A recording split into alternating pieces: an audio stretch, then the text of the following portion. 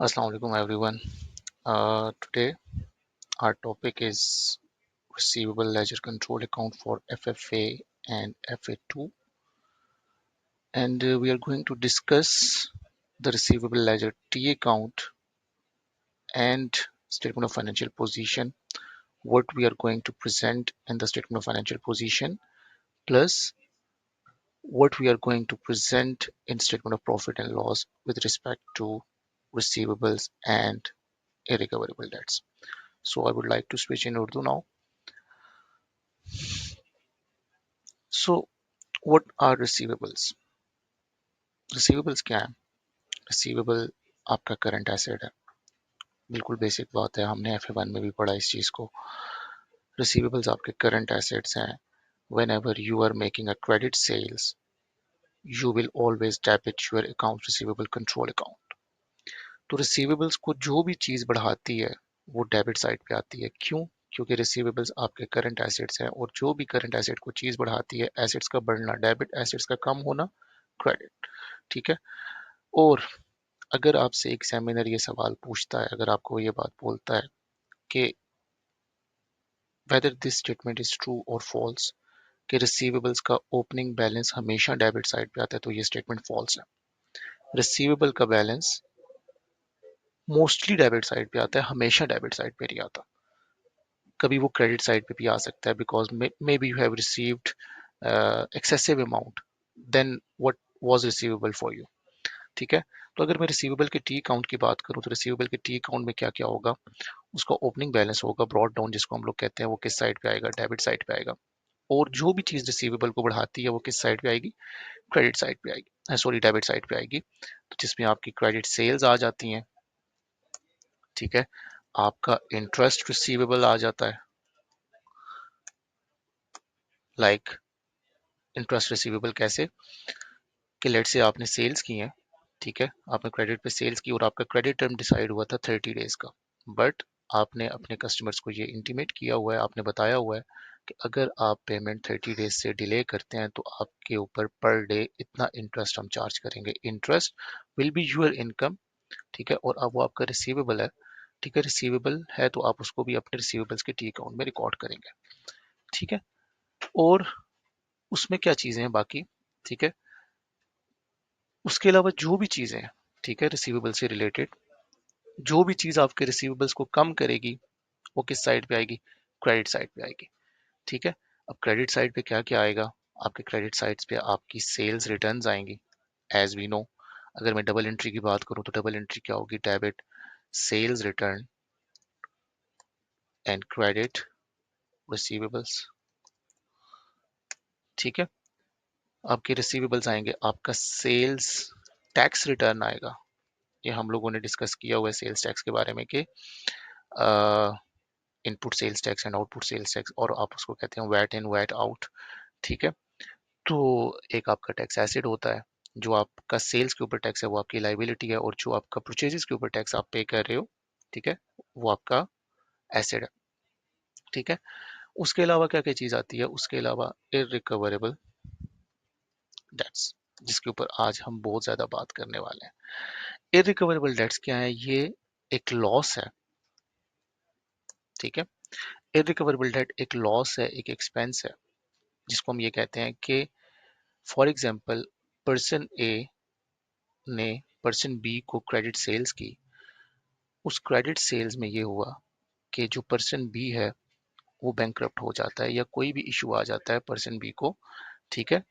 तो and we are sure कि अब हमें हमारे पैसे रिकवर नहीं होने वाले। When we are sure, as we know कि प्रूडेंस कॉन्सेप्ट क्या कहता है? प्रूडेंस कॉन्सेप्ट ये कहता है कि whenever you are sure and when you feel there will be a loss in future, तो आप उस लॉस को आज ही रिकॉर्ड कर लो। तो अभी तक ये लॉस अकर नहीं हुआ, बट आपको एक श्योरिटी हो गई है कि मुझे मेरे पैसे नहीं मिलने वाले, मुझे मेरी अमाउंट रिकवर नहीं होने वाली, तो आप उस लॉस को आज ही रिकॉर्ड कर लें। ठीक है। तो इरिकवरेबल डेट्स क्या है? आपका लॉस है, आप उस लॉस को कैसे रिकॉर्ड करोगे? डेबिट इरिकवरेबल डेट्स,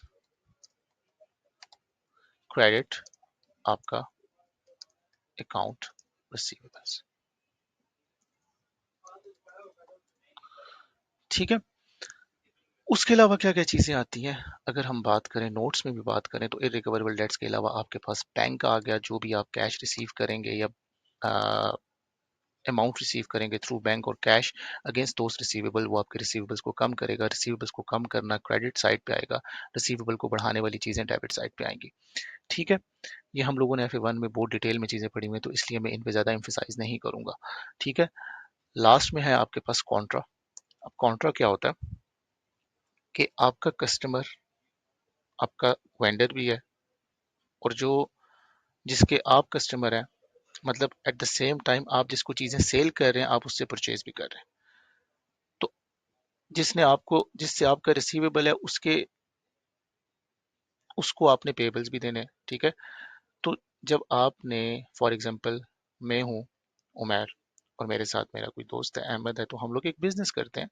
ठीक है, तो मैंने उनको क्रेडिट पे चीज़ें सेल की, तो उन्होंने मुझे फॉर एग्जांपल 100,000 देना है। तो मेरे लिए रिसीवेबल्स कितने हैं? 100,000। ठीक है, और मैंने जो अहमद को पे करना है, जो मैंने उनसे कोई चीज़ें खरीदी हैं, मैंने कोई उनसे प्रोडक्ट्स खरीदी हैं, कोई मेरी परचेजेस हैं, तो मेरा पेबल्स कितने हैं? 50,000। तो हम क्या करेंगे आपस में, हम ये करेंगे कि हम कॉन्ट्रा कर लेंगे। हम ये कहेंगे कि जो 50,000 मैंने आपको देना है वो आप मुझे पे ना करें, आप मुझे नेट अमाउंट पे कर दें जो कि 50,000 रिमेनिंग है। तो कॉन्ट्रा में क्या होता है कि कॉन्ट्रा में एट द सेम टाइम आपका रिसीवेबल भी कम हो रहा होता है और आपका पेबल्स भी कम हो रहा होता है। ठीक है, तो रिसीवेबल की कॉन्ट्रा की डबल एंट्री क्या होगी? डेबिट आपका हो जाएगा अकाउंट पेबल्स, और क्रेडिट हो जाएगा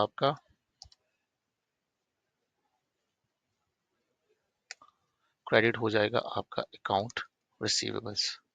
as we all knows, account payable is a liability, liability का कम होना डेबिट, रिसीवेबल्स का कम होना क्रेडिट, रिसीवेबल का बढ़ना डेबिट, रिसीवेबल का कम होना क्रेडिट, पेबल्स का बढ़ना क्रेडिट, पेबल्स का कम होना डेबिट। ठीक है, तो आपके पास जो बैलेंसिंग फिगर आ जाएगी कैरी डाउन, वो किस साइड पे आ जाएगा? क्रेडिट साइड पे आ जाएगा। ठीक है, एंड वी ऑल नो कि अगर आपका कैरेट डाउन जो बैलेंसिंग फिगर है, अगर वो क्रेडिट साइड पे शो हो रही है, तो वो किस साइड का बैलेंस है? एक्चुअली डेबिट साइड का बैलेंस है, तो वो ब्रॉड डाउन होकर किस साइड पे आएगा? डेबिट साइड पे आएगा। ठीक है, जो साइड हायर है ये उस साइड का बैलेंस है। अगर आपका क्लोजिंग बैलेंस की फिगर क्रेडिट साइड पे आ रही है तो इस वजह से आ रही है क्योंकि डेबिट साइड हायर है, और ये क्लोजिंग बैलेंस आपका क्रेडिट साइड पे इस वजह से आ रहा है क्योंकि ये डेबिट साइड आपकी हायर है। डेबिट साइड के हायर होने की वजह से आपका क्लोजिंग बैलेंस क्रेडिट साइड पे आ रहा है, और ये किस साइड का बैलेंस है? फिर फिर ये डेबिट साइड का बैलेंस है। ठीक है, तो जब हम नेक्स्ट टाइम जब हम रिसीवेबल का अकाउंट बनाएंगे तो ओपनिंग बैलेंस उसका किस साइड पे आएगा? डेबिट साइड पे आएगा। ठीक है, so this was whole receivable account, जो मैक्सिमम हम कर सकते थे, मैक्सिमम इसमें बात आ सकती थी। ठीक है, अब बात यह है कि हमारे बैलेंस शीट में रिसीवेबल्स की कौन सी फिगर जानी है। बैलेंस शीट में क्या जाना है? बैलेंस शीट में क्या जाना है? आपके हैं ग्रॉस रिसीवेबल्स,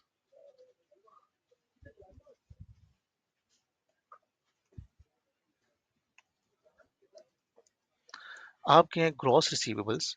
ठीक है, ग्रॉस रिसीवेबल्स क्या है? आपकी ये अमाउंट जो कैरी डाउन अमाउंट है, ग्रॉस रिसीवेबल आपकी ये अमाउंट है। This amount will not go into balance sheet. ठीक है, ये अमाउंट बैलेंस शीट में नहीं जाएंगी after deducting something from the gross receivable. Gross amount का मतलब क्या होता है? ग्रॉस अमाउंट का मतलब होता है there is something which have to be deducted from this amount. Net amount का मतलब क्या है कि after deducting everything what we got, this is called net amount. ठीक है, तो ग्रॉस रिसीवेबल्स में से कुछ तो डिडक्ट होना है, वो माइनस करने के बाद, वो लेस करने के बाद जो हमारी नेट फिगर आएगी, वो नेट फिगर को हम लोग प्रेजेंट करेंगे on the face of statement of financial position. ठीक है, तो ग्रॉस रिसीवेबल अगर वो आपसे क्वेश्चन पूछता है for the sake of balance sheet के पर्पज से पूछता है कि मुझे बताओ कि बैलेंस शीट में कौन सी फिगर जाएगी, तो हमेशा याद रखिएगा ग्रॉस रिसीवेबल की फिगर्स आपने नहीं लेके जानी, आपने एडजस्टमेंट्स के बाद जो नेट फिगर आएगी, नेट रिसीवेबल्स आएंगे, वो आप बैलेंस शीट में लेके जाओगे। अब वो नेट फिगर क्या है? That is allowance for receivables. Apologies, like I'm not good at spellings. Receivables।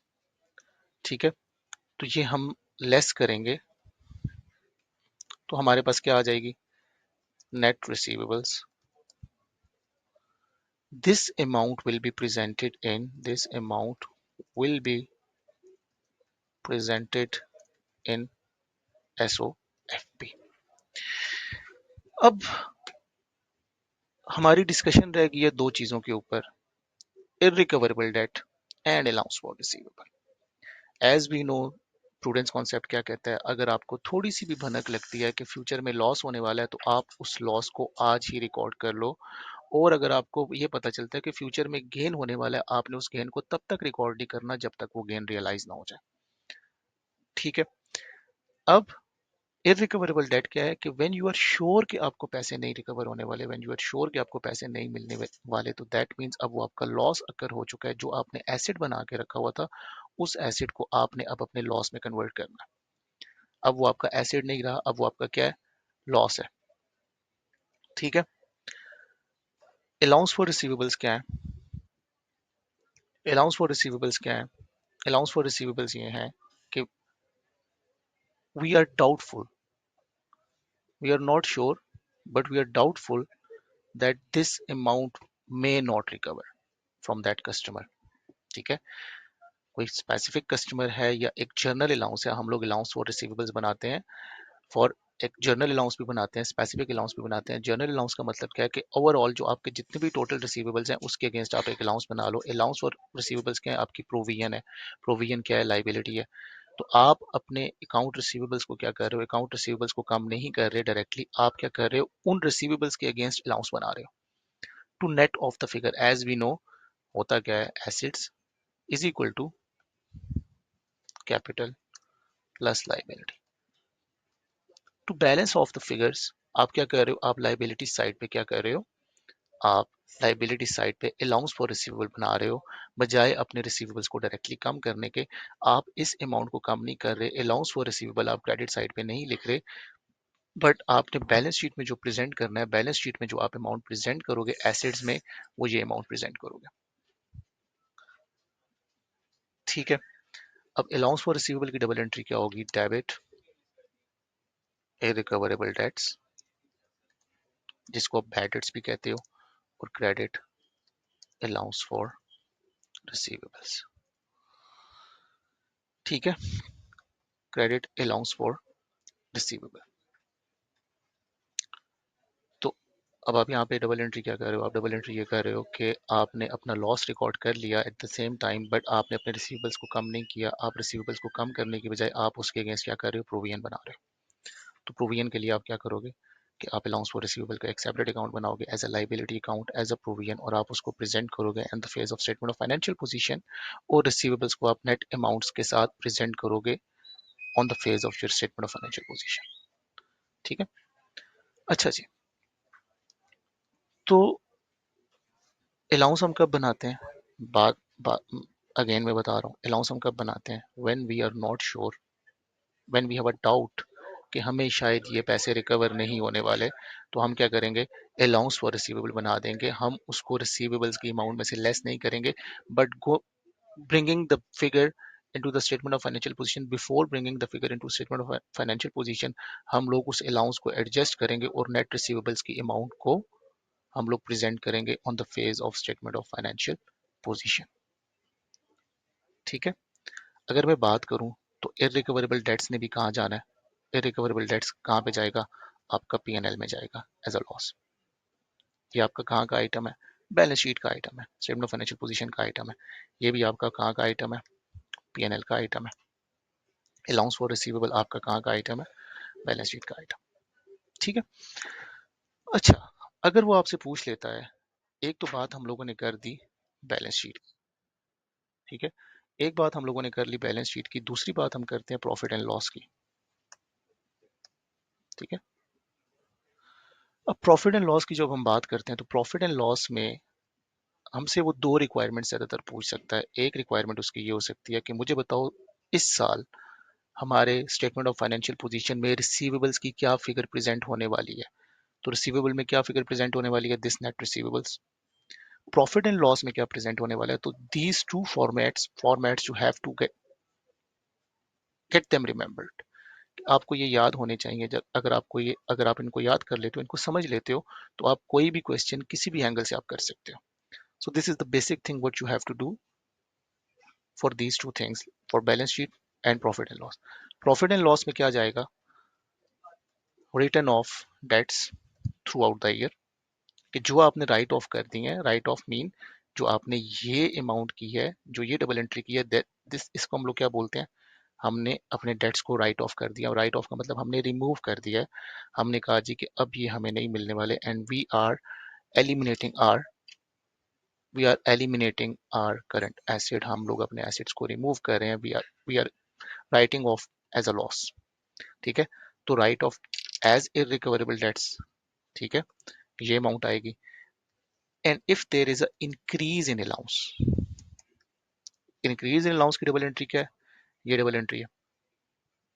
अगर इंक्रीज इन अलाउंस है, राइट ऑफ आपका एक्सपेंस है, इंक्रीज इन अलाउंस भी आपका एक्सपेंस है as a charge to profit and loss.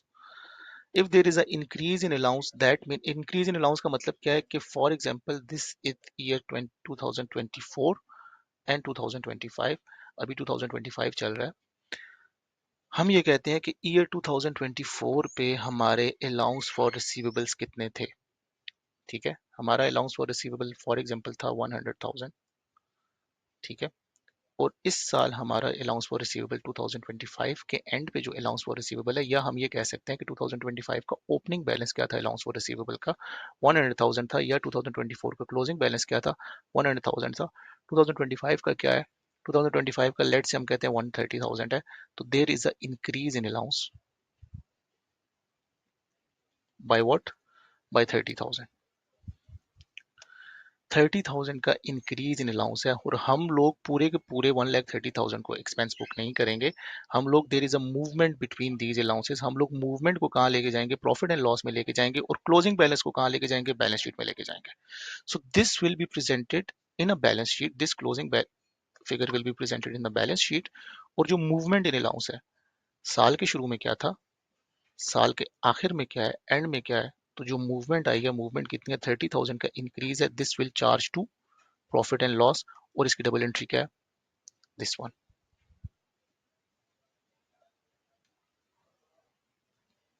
Got it? हम लोग अपने उसको प्रॉफिट एंड लॉस को चार्ज कर रहे हैं एज अ एक्सपेंस, पीएनएल में भेज रहे हैं, debited recoverable debt and credit allowance for receivable, if there is a increase in allowance. ठीक है, तो increase in allowance will be a charge to profit and loss. If there is a decrease in allowance, तो decrease in allowance क्या है? वो आपकी income बनेगी, वो आपकी इनकम है। ठीक है, if there is a decrease in allowance this year, for example अगर मैं बात करता हूँ 100,000 था और इस साल 90,000 हो गया, तो there is a decrease in allowance by what? 10,000। ठीक है, this 10,000 will be reported as a income in profit and loss. ठीक है, 90,000 will be reported to the balance sheet. आप डबल एंट्री क्या करोगे? 10,000 से आप अपना उसको कम करोगे तो डबल एंट्री उल्टी हो जाएगी। ठीक है, आप डेबिट अलाउंस फॉर रिसीवेबल कर दोगे और क्रेडिट इरिकवरेबल डेट कर दोगे। ठीक है, आप उस एंट्री को उल्टा कर दोगे कि देर is a decrease in allowance, आपने पहले चार्ज किया हुआ था, तो अब आप उसको क्या कर रहे हो? कम कर रहे हो। Last thing, return of recovered. Return of recovered क्या है? कि आपने जिन डेट्स को राइट ऑफ कर दिया था जब आपने ये डबल एंट्री कर दी थी, जिन डेट्स को आपने राइट ऑफ कर दिया था जब आपने ये डबल एंट्री कर दी थी, उनमें से कोई अमाउंट रिकवर हो गई है। अगर जो भी अमाउंट उसमें से रिकवर्ड हो गई है, तो वो भी आपकी इनकम है, वो भी आपके एक्सपेंस को क्या करेगी? कम करेगी। ठीक है, इन चारों चीजों को आप नेट ऑफ करोगे। ठीक है, after netting of, this net amount will go to profit and loss, or will charge to profit and loss. This will be the charge to profit and loss, and this will be your answer. अगर वो आपसे पूछता है कि आपका इस साल charge to profit and loss क्या है, तो आप बता सकते हैं कि this amount is charge to profit and loss, this is it. अगर वो कहता है बैलेंस शीट में क्या अमाउंट जाएगी, so you have to deduct the allowance for receivable from the gross amount. Gross amount कौन सी अमाउंट है? ये closing balance of your T account. आपके टी अकाउंट के क्लोजिंग बैलेंस को आप क्या कह रहे हो? ग्रॉस अमाउंट कह रहे हो। उस ग्रॉस अमाउंट में से अलाउंस फॉर रिसीवेबल्स को आप लेस कर रहे हो। आपके पास क्या आ रही है? नेट रिसीवेबल की अमाउंट आ रही है। So if I revise the things, तो रिवाइज द क्या, रिवाइज में क्या है? आपको रिसीवेबल का टी अकाउंट के बारे में पता होना चाहिए, पहली चीज। दूसरी चीज ये कि बैलेंस शीट में कौन सी अमाउंट जाएगी? नेट रिसीवेबल्स जाएंगे। ठीक है। नेट रिसीवेबल्स क्या है? ग्रॉस रिसीवेबल्स में से आप अलाउंस फॉर रिसीवेबल्स को लेस कर रहे हो, जो आपने प्रोविजन बनाई है उसको लेस करोगे, तो आपकी that amount will be presented in statement of financial position. Profit and loss में क्या जाएगा? प्रॉफिट एंड लॉस में आप ये चीज देखोगे, इंक्रीज और डिक्रीज इन अलाउंस। तो एक चीज हमेशा याद रखना कि movement between the closing balance, जो मूवमेंट है वो charge to profit and loss होगी, और जो क्लोजिंग बैलेंसेज होंगे वो हमेशा कहाँ पे जाएंगे? बैलेंस शीट में जाएंगे। तो this closing balance we are presenting into the balance sheets, और जो मूवमेंट बिटवीन द ईयर है वो हम कहाँ पे लेके जा रहे हैं? प्रॉफिट एंड लॉस को चार्ज कर रहे हैं। ठीक है। दो किस्म के अलाउंसेस होते हैं, journal allowance, specific allowance. Journal allowance के फॉर एग्जांपल आपके टोटल रिसीवेबल्स हैं 500,000 के, जी हम 500,000 का हमारी प्रोविजन ये है, हमारा एस्टीमेट ये है, प्रोविजंस क्या आपके एस्टीमेट्स हैं, हमारा एस्टीमेट ये है कि हम लोग 2% हर साल या इस साल हमारे 2% जो है वो अलाउंस फॉर रिसीवेबल बनाएंगे। सो this is the journal allowance for against 500,000। Specific allowance का मतलब यह है कि फॉर स्पेसिफिक कस्टमर हम कह रहे हैं कि इस कस्टमर से हमें डाउट है, एलेक्स से, हमें कैथरीन से, इनसे हमें डाउट है कि यार ये लोग हमें पैसे नहीं देने वाले, तो वी विल बी क्रिएटिंग का स्पेसिफिक अलाउंस। डबल एंट्री दोनों की सेम ही है, सिर्फ नाम का फर्क है, पूल का फर्क है कि एक आप ओवरऑल रिसीवेबल्स के बारे में बना रहे हो, और एक आप क्या कर रहे हो, आप किसके बारे में बना रहे हो?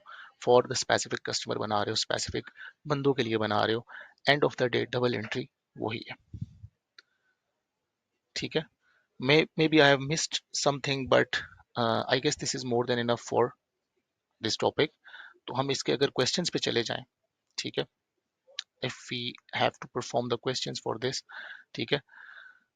तो फॉर एग्जांपल क्वेश्चन नंबर 229 की अगर मैं बात करूं, अब हमसे क्या पूछ रहा है? What was the net receivable figure reported in Y statement of financial position at 31 December 2006। ठीक है। सबसे पहले हमेशा एक याद रखें कि जब भी आप क्वेश्चन करने लगे तो ईयर एंड को, ईयर एंड लाजमी देख लें। ठीक है। ईयर एंड क्या है? ईयर एंड क्या है जी? ईयर एंड क्या है जी? ईयर एंड हमारे पास आ गया जी 31 दिसंबर 2026। 31 दिसंबर 2026 अगर मैं बात कर लेता हूँ, 26 है। ठीक है। अब अब वो बात क्या कर रहा है, वो हमसे क्या पूछ रहा है? हमसे पूछ रहा है what was the net receivable figures reported. Net receivable figure की बात जो कर रहा है वो ये अमाउंट की बात कर रहा है कि दिस अमाउंट ये कौन सी रिपोर्टेड होगी इन स्टेटमेंट ऑफ फाइनेंशियल पोजीशन। ठीक है। हमने ये अमाउंट निकालनी है। ठीक है। अब देखते हैं वो इन्फॉर्मेशन उसने क्या क्या दी हुई है। In the statement of financial position at 31 December 2005, 2025 at 31 December 2005 पिछले साल की बात कर रहा है। इस साल का क्लोज, इस साल का ईयर एंड क्या है? 31 दिसंबर 2006। पिछले साल का ईयर एंड क्या था? 31 दिसंबर 2005। ठीक है। Yellen had a net receivable of 12,000। तो मतलब पिछले साल का जो क्लोजिंग है वो इस साल का क्या है? ओपनिंग है। 12,000 क्या है? येलिन का had a net receivable of 12,000 during 2006. Yellen made sales on credit of 125,000 and received cash from credit customer amounting to 115,000 500 at 31st December। During the year ये हमारी सेल्स आ गई, सेल्स हमारे रिसीवेबल्स को बढ़ाएंगी, डेबिट साइड पे आएंगी। Cash receive किया वो हमारे रिसीवेबल्स को कम करेंगे, 115,000 एट 31 दिसंबर जालिन decided to write off the date. ये हमारे पास क्या आ गए? रिकवरेबल डेट आ गए 7100 के। And increase in allowance, and increase the specific allowance for receivable by 950 to 2100। एक चीज याद रखो, यहाँ पे ये वर्ड क्या यूज कर रहा है? बाय 950। वो ये नहीं बता रहा कि पिछले साल अलाउंस कितना था। पिछले साल का अलाउंस 950 नहीं था। यहाँ पे वो वर्ड का यूज कर रहा है बाय 950 के 950 से हमने बढ़ाया है अलाउंस। तो 950 से अगर हम अलाउंस बढ़ा रहे हैं, ठीक है, तो पिछले साल का अलाउंस कितना था?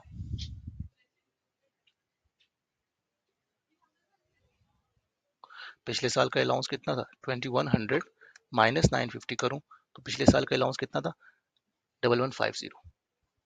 ठीक है, और वो क्या था हमने पिछले साल का अलाउंस क्यों निकालना है, क्योंकि जो हमारा नेट रिसीवेबल है ये हमारा नेट रिसीवेबल है, हमें for the T count, for the purpose of T count हमें ग्रॉस रिसीवेबल की अमाउंट चाहिए। ठीक है, तो हम बैक वर्किंग करेंगे। ठीक है, अब यहाँ पे हम बैक वर्किंग करेंगे, मैं इसको रिमूव कर रहा हूँ। तो अगर मैं बात करूँ 2000 टू x5 की, टू x5 में नेट रिसीवेबल की अमाउंट वो हमें कितनी बता रहा है 12,000। ठीक है, 12,000 की अमाउंट बता रहा है, तो पिछले साल का अलाउंस लेस होने के बाद ही 12,000 की फिगर आई है ना, तो अलाउंस कितना था 1150। ठीक है, तो वैसे उसने लेस होना था, इधर लेके आने के लिए हम उल्टी वर्किंग करेंगे, तो हम इसको ऐड कर देंगे, दिस प्लस दिस। तो मतलब कहने का मकसद यह है कि अगर मैं टी काउंट बनाता हूँ, ठीक है, अगर मैं टी काउंट बनाता हूँ तो टी काउंट में क्या होगा, फॉर एग्जांपल ओपनिंग बैलेंस क्या है 13150, ये ओपनिंग बैलेंस आ गया। क्रेडिट सेल्स हमारे पास क्या है, क्रेडिट सेल्स है हमारे पास 125,000। मैंने ये 12,000 की फिगर क्यों नहीं ली, क्योंकि मैंने आपको क्या बताया था, मैंने आपको ये बताया कि this carry down figure is the gross receivable. ठीक है, हमें ग्रॉस रिसीवेबल्स चाहिए थे for the purpose of the T count. हम लोग अलाउंस फॉर रिसीवेबल्स को क्या करते हैं, लेस करते हैं फ्रॉम द ग्रॉस अमाउंट, हमारे पास नेट रिसीवेबल आता है। उसने क्वेश्चन में जो हमें अमाउंट दी है वो नेट रिसीवेबल्स की दी है। ठीक है, this 12,000 is the net receivable. हमने इसमें अलाउंस को एडजस्ट करना था। अलाउंस हमें कैसे पता चला कि हमने 950 से बढ़ाया है 2100 पे लेके गए हैं। तो 950 हमारे पिछले साल का अलाउंस नहीं था, हमारे पिछले साल का अलाउंस क्या है 1150, क्योंकि यहाँ पे वो वर्ड यूज कर रहा है बाय। ठीक है, बाय यूज कर रहा है। फ्रॉम अगर कहता ना कि फ्रॉम 950 टू 2100, तो फिर हम कहते हैं कि पिछले साल 950 था और अब 2100 पे चला गया। ठीक है, तो ये वर्ड प्ले करता है, जिससे आप लोग, अगर आप 950 को यूज करते तो डेफिनेटली यहाँ पे कोई ना कोई आंसर इसके अगेंस्ट भी मौजूद होता। ठीक है, तो यहाँ पे आपकी क्रेडिट सेल्स कितनी है, क्रेडिट सेल्स है आपकी 125,000। वही टी अकाउंट यूज कर रहे हैं। सेल्स टैक्स रिटर्न उसने कोई भी नहीं दिया हमें। ठीक है, सेल्स टैक्स रिटर्न कोई नहीं दिया। रिसीव्ड कैश उसने हमें बता दिया 11,155,000। बैंक हमारे पास कितना आ रहा है 11,155,000। और कॉन्ट्रा कोई भी नहीं है। इररिकवरेबल डेट के बारे में हमें बता रहा है कितना है जी 7,100 की अमाउंट है।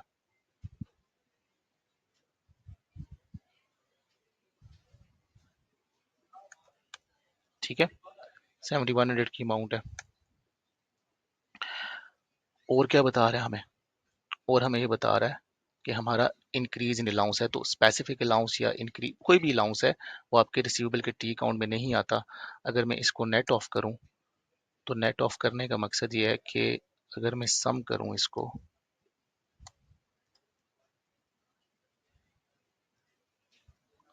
तो टोटल आ रहा है इस साइड का, ये आ रहा है, इस साइड का टोटल क्या आ रहा है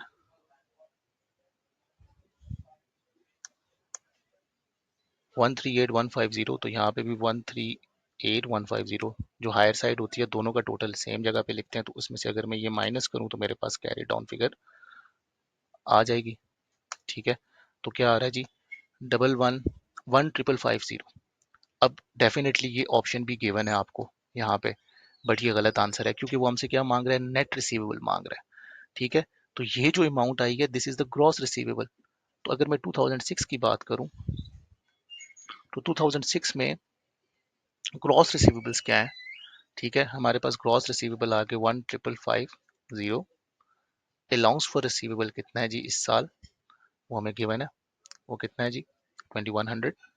ठीक है, 2,100 ने लेस होना है अलाउंस फॉर रिसीवेबल ने 13,450। ये हमारा आंसर है 13,450। This is our answer. So this is it from the receivable topic. You can drop me any questions if you feel any question to ask me from FA2 kit or FA3 kit. You can ask me those questions, and see you in the next video inshallah. Take care till then. Allah Hafiz.